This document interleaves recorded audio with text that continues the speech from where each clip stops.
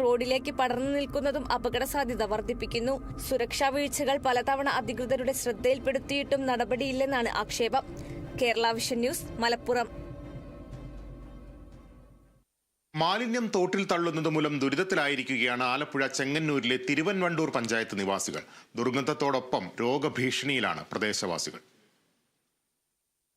2017 നവീകരിച്ച തോടിനാണ് ഇപ്പോൾ ഈ അവസ്ഥ. തോട് മാലിന്യത്തിന്റെ ഉറവിടമായി മാറിയിരിക്കുകയാണ്. മാലിന്യം ഒഴുകിപ്പോകുന്നതിനുള്ള മാർഗങ്ങൾ തടസ്സം ചെയ്തതാണ് പ്രധാന കാരണം. തോട്ടിൽ മാലിന്യം തള്ളുന്നതിനാൽ സമീപ പ്രദേശത്തെ കിണറുകളിലെ വെള്ളവും മലിനമാവുകയാണ്. ഇതുമൂലം രോഗങ്ങളുണ്ടാവാനുള്ള സാധ്യതയും കൂടുതലാണ്. പ്രദേശത്തെ കിണറുകളിലെ വെള്ളത്തിൽ pH മൂല്യവും കുറവാണ്. തോടിന്റെ നീരൊഴുക്ക് തടസ്സപ്പെടുത്തി തോടിന് കുറുകെ റോഡ് നിർമ്മാണവും നടത്തിയിരുന്നു. എന്നാൽ റോഡ് നിർമ്മാണവും പൂർത്തിയാക്കാൻ സാധിച്ചില്ല.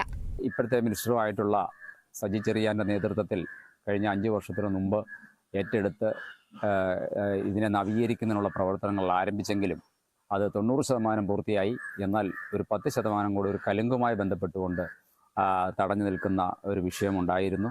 ആ വിഷയം കാരണം നമുക്ക് ഈ കൈവഴിയെ കൃത്യമായി ഒഴുക്കി നീക്കുന്നതിനുള്ള സംവിധാനങ്ങൾ ഏർപ്പെടുത്താൻ കഴിഞ്ഞിട്ടില്ല. ഇവിടുത്തെ എല്ലാ ജനങ്ങളും ഒറ്റക്കെട്ടായി നിന്നുകൊണ്ട് ശ്രമിക്കുകയാണെങ്കിൽ തീർച്ചയായിട്ടും ഈ വരട്ടാറിൻ്റെ കൈവഴിയായിട്ടുള്ള മുളന്തോടിനെ നമുക്ക് പൂർവാധികം ശക്തിയായി ഒഴുക്കാൻ സാധിക്കുമെന്നാണ് എനിക്ക് പറയാനുള്ളത്. കോളിഫീം ബാക്ടീരിയയുടെ അളവെന്ന് പറയുന്നത് 5 മടങ്ങ് കൂടുതലാണ് ഇവിടുത്തെ ഈ വെള്ളത്തിൽ. ഈ ചുറ്റുപാട് ഒരു 1.5 കിലോമീറ്ററുള്ള ചുറ്റുപാടിലെ ഏത് കിണറെടുത്ത് പരിശോധിച്ചാലും കോളിഫീം ബാക്ടീരിയയുടെ അളവ് വളരെ 10 മടങ്ങ് വർദ്ധിച്ചതായിട്ട് കാണാൻ സാധിക്കുന്നു. തോട് നവീകരിച്ച് ഒഴുക്ക് ഉറപ്പാക്കിയാലേ ഈ അവസ്ഥയ്ക്ക് മാറ്റമുണ്ടാകൂ.